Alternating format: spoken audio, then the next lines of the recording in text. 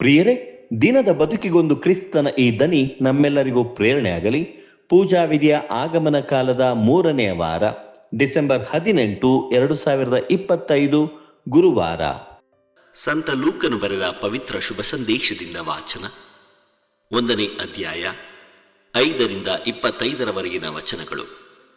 ಜುದೇಯ ಪ್ರಾಂತ್ಯದ ಅರಸನಾಗಿದ್ದ ಹೆರೋದನ ಕಾಲದಲ್ಲಿ ಅಬಿಯನ ವರ್ಗಕ್ಕೆ ಸೇರಿದ ಜಕರಿಯನೆಂಬ ಒಬ್ಬ ಯಾಜಕನಿದ್ದನು. ಇವನ ಪತ್ನಿಯ ಹೆಸರು ಎಲಿಜಬೆತ್. ಇವಳು ಆರೋನನ ಯಾಜಕ ವಂಶಕ್ಕೆ ಸೇರಿದವಳು. ದಂಪತಿಗಳಿಬ್ಬರು ದೇವರ ದೃಷ್ಟಿಯಲ್ಲಿ ಭಯಭಕ್ತಿಯುಳ್ಳವರಾಗಿದ್ದರು. ಸರ್ವೇಶ್ವರನ ವಿಧಿ ನಿಯಮಗಳನ್ನು ನಿಷ್ಠೆಯಿಂದ ಪಾಲಿಸಿಕೊಂಡು ಬರುತ್ತಿದ್ದರು. ಎಲಿಜಬೆತಳು ಬಂಜೆ, ಆದುದರಿಂದ ಅವರಿಗೆ ಮಕ್ಕಳಿರಲಿಲ್ಲ. ಅಲ್ಲದೆ ಅವರಿಬ್ಬರು ಮುದುಕರಾಗಿದ್ದರು. ಒಮ್ಮೆ ತನ್ನ ವರ್ಗದ ಸರದಿ ಬಂದಾಗ ಜಕರಿಯನು ದೇವರ ಸನ್ನಿಧಿಯಲ್ಲಿ ಯಾಜಕ ವಿಧಿಯನ್ನು ನೆರವೇರಿಸುತ್ತಿದ್ದನು. ಮಹಾದೇವಾಲಯದ ಗರ್ಭಗುಡಿಯನ್ನು ಪ್ರವೇಶಿಸಿ ಧೂಪಾರತಿಯನ್ನು ಅರ್ಪಿಸುವ ಸರದಿಗೆ ಯಾಜಕರ ಸಂಪ್ರದಾಯದ ಪ್ರಕಾರ ಚೀಟು ಹಾಕಿದಾಗ ಅದು ಜಕರಿಯನ ಪಾಲಿಗೆ ಬಂದಿತು. ಅಂತೆಯೇ ಅವನು ಧೂಪಾರತಿಯನ್ನು ಅರ್ಪಿಸುತ್ತಿದ್ದಾಗ ಭಕ್ತ ಸಮೂಹವು ಹೊರಗೆ ನಿಂತು ಪ್ರಾರ್ಥನೆ ಮಾಡುತ್ತಿತ್ತು. ಆಗ ಧೂಪಪೀಠದ ಬಲಗಡೆ ಅವನಿಗೆ ದೇವದೂತನೊಬ್ಬನು ಪ್ರತ್ಯಕ್ಷನಾದನು. ಅವನನ್ನು ಕಾಣುತ್ತಲೇ ತತ್ತರಗೊಂಡ ಜಕರಿಯನು ಭಯಭ್ರಾಂತನಾದನು. ದೂತನು ಅವನಿಗೆ, ಜಕರಿಯ, ಭಯಪಡಬೇಡ, ನಿನ್ನ ಪ್ರಾರ್ಥನೆಯನ್ನು ದೇವರು ಆಲಿಸಿದ್ದಾರೆ. ನಿನ್ನ ಪತ್ನಿ ಎಲಿಜಬೆತಳಲ್ಲಿ ನಿನಗೆ ಒಂದು ಗಂಡು ಮಗು ಹುಟ್ಟುವುದು. ನೀನು ಅವನಿಗೆ ಯೋವಾನ ಎಂದು ನಾಮಕರಣ ಮಾಡಬೇಕು. ಆ ಮಗುವಿನ ಜನನವು ನಿಮಗೆ ಹರ್ಷಾನಂದವನ್ನು ಉಂಟು ಮಾಡುವುದು, ಬಹುಜನಕ್ಕೆ ಸಂತಸವನ್ನು ತರುವುದು. ಸರ್ವೇಶ್ವರನ ದೃಷ್ಟಿಯಲ್ಲಿ ಅವನು ಮಹಾತ್ಮನಾಗುವನು. ದ್ರಾಕ್ಷರಸವನ್ನಾಗಲಿ ಮದ್ಯವನ್ನಾಗಲಿ ಅವನು ಸೇವಿಸನು. ತಾಯಿಯ ಉದರದಿಂದಲೇ ಪವಿತ್ರಾತ್ಮ ಭರಿತನಾಗುವನು. ಇಸ್ರಾಯೇಲರಲ್ಲಿ ಅನೇಕರನ್ನು ಅವರ ದೇವರಾದ ಸರ್ವೇಶ್ವರನ ಕಡೆಗೆ ಮರಳಿ ತಿರುಗಿಸುವನು.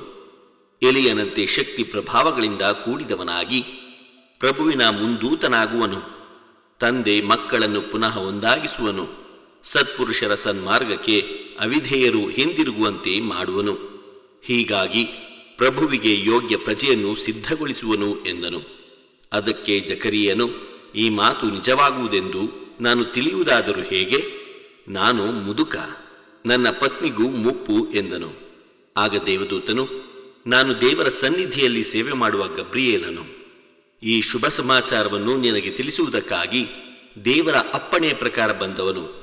ನಾನು ತಿಳಿಸಿದ ಸಂದೇಶವು ಸಕಾಲದಲ್ಲಿ ನೆರವೇರುವುದು. ಆದರೆ ನೀನು ಅದನ್ನು ನಂಬದೆ ಹೋದ ಕಾರಣ ಅದೆಲ್ಲ ಈಡೇರುವ ತನಕ ಮಾತನಾಡಲಾಗದೆ ಮೂಕನಾಗಿರುವೆ ಎಂದನು. ಇತ್ತ ಭಕ್ತ ಜನರು ಜಕರಿಯನಿಗಾಗಿ ಎದುರು ನೋಡುತ್ತಾ ದೇವಾಲಯದಲ್ಲಿ ಅವನು ಇಷ್ಟು ತಡ ಮಾಡಲು ಕಾರಣವೇನಿರಬಹುದೆಂದು ಆಶ್ಚರ್ಯಪಡುತ್ತಿದ್ದರು. ಅಷ್ಟರಲ್ಲಿ ಜಕರಿಯನು ಹೊರಗೆ ಬಂದು ಮಾತನಾಡಲೆತ್ನಿಸಿದರೂ ಅವನ ಬಾಯಿಯಿಂದ ಮಾತೇ ಹೊರಡಲಿಲ್ಲ. ಬರೀ ಕೈ ಸನ್ನೆ ಮಾಡುತ್ತಿದ್ದ ಅವನಿಗೆ ದೇವಾಲಯದಲ್ಲಿ ಏನೋ ದಿವ್ಯ ದರ್ಶನ ಆಗಿರಬೇಕೆಂದು ಜನರು ಅರಿತುಕೊಂಡರು. ಅಂದಿನಿಂದ ಅವನು ಮೂಕನಾಗಿಯೇ ಇದ್ದನು. ತನ್ನ ಯಾಜಕ ಸೇವಾ ಸರದಿಯು ಮುಗಿದ ನಂತರ ಜಕರಿಯನು ಮನೆಗೆ ಹಿಂದಿರುಗಿ ಹೋದನು. ಕೆಲವು ದಿನಗಳಾದ ಬಳಿಕ ಅವನ ಪತ್ನಿ ಎಲಿಜಬೆತಳು ಗರ್ಭಿಣಿಯಾಗಿ 5 ತಿಂಗಳು ಮನೆಯಲ್ಲಿ ಮರೆಯಾಗಿದ್ದಳು. ಕಟ್ಟಕಡೆಗೆ ಸರ್ವೇಶ್ವರ ನನಗೆ ಕರುಣೆ ತೋರಿದ್ದಾರೆ, ಜನರ ನಡುವೆ ನನಗಿದ್ದ ಅವಮಾನವನ್ನು ತೊಲಗಿಸಿದ್ದಾರೆ ಎಂದುಕೊಳ್ಳುತ್ತಿದ್ದಳು. ಪ್ರಭುವಿನ ಶುಭ ಸಂದೇಶ. ಕ್ರಿಸ್ತರೇ ನಿಮಗೆ ಸ್ತುತಿ ಸಲ್ಲಲಿ. ಚಿಂತನೆ. ಪ್ರಭು ಯೇಸು ಕ್ರಿಸ್ತರಲ್ಲಿ ಆತ್ಮೀಯರೇ, ಜಕರಿಯ ಮತ್ತು ಎಲಿಜಬೆತ್ ದಂಪತಿಗಳಿಬ್ಬರು ದೇವರ ದೃಷ್ಟಿಯಲ್ಲಿ ಭಯಭಕ್ತಿಯುಳ್ಳವರಾಗಿದ್ದರು. ಸರ್ವೇಶ್ವರನ ವಿಧಿ ನಿಯಮಗಳನ್ನು ನಿಷ್ಠೆಯಿಂದ ಕೈಗೊಂಡು ಪಾಲಿಸಿಕೊಂಡು ಬರುತ್ತಿದ್ದರು. ಇಂತಹ ದಂಪತಿಗಳ ಬದುಕಿನಲ್ಲಿ ದೇವರ ಕೃಪಾವರದಿಂದ ಮುಂದೆ ನಡೆಯಲಿರುವ ಅದ್ಭುತವನ್ನು ಇಂದಿನ ವಾಚನ ತಿಳಿಸುತ್ತದೆ. ಎಲಿಜಬೆತಳು ದೈಹಿಕವಾಗಿ ಬಂಜೆ ಎನ್ನಿಸಿಕೊಂಡರೆ ಜಕರಿಯ ತನ್ನ ಆತ್ಮದಲ್ಲಿ ಬಂಜೆಯಾಗಿದ್ದನು. ಈ ಕಾರಣದಿಂದ ದೂತನ ಸಂದೇಶವನ್ನು ಅನುಮಾನದಿಂದ ನೋಡುತ್ತಾನೆ. ದೂತನ ಸಂದೇಶವು ಸಕಾಲದಲ್ಲಿ ನೆರವೇರುವ ತನಕ ಜಕರಿಯ ಮಾತನಾಡಲಾಗದೆ ಮೂಕನಾಗುವ ಶಿಕ್ಷೆಗೆ ಒಳಪಡುತ್ತಾನೆ. ಎಲಿಜಬೆತಳ ಗರ್ಭದಲ್ಲಿ ಮಗುವು ಪ್ರಬುದ್ಧವಾಗುತ್ತಿದ್ದಂತೆ ಜಕರಿಯನ ವಿಶ್ವಾಸವು ಪರಿಪಕ್ವಗೊಂಡು ದೇವರ ಮಹತ್ ಕಾರ್ಯಕ್ಕೆ ಅವನು ಸಾಕ್ಷಿಯಾಗುತ್ತಾನೆ. ವಿಶ್ವಾಸಿಸಿ ದೇವರ ಅದ್ಭುತಗಳನ್ನು ನಮ್ಮ ಬದುಕಿನಲ್ಲೂ ಕಾಣೋಣ. ದೇವರು ನಮ್ಮೆಲ್ಲರನ್ನು ಆಶೀರ್ವದಿಸಲಿ. ಇದು ದನಿ ಮಾಧ್ಯಮ ಮನೆಯ ಕೊಡುಗೆ.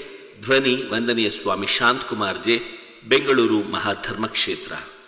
ಪ್ರಿಯರೇ, ಈ ಚಾನೆಲ್ ಅನ್ನು ಸಬ್ಸ್ಕ್ರೈಬ್ ಮಾಡಿ ಪ್ರತಿದಿನ ದೇವರ ವಾಕ್ಯವನ್ನು ಆಲಿಸುತ್ತಾ ಅದನ್ನು ಇತರರೊಂದಿಗೆ ಹಂಚಿಕೊಳ್ಳಲು ನಮಗೆ ನೆರವಾಗಿರಿ. ಧನ್ಯವಾದಗಳು.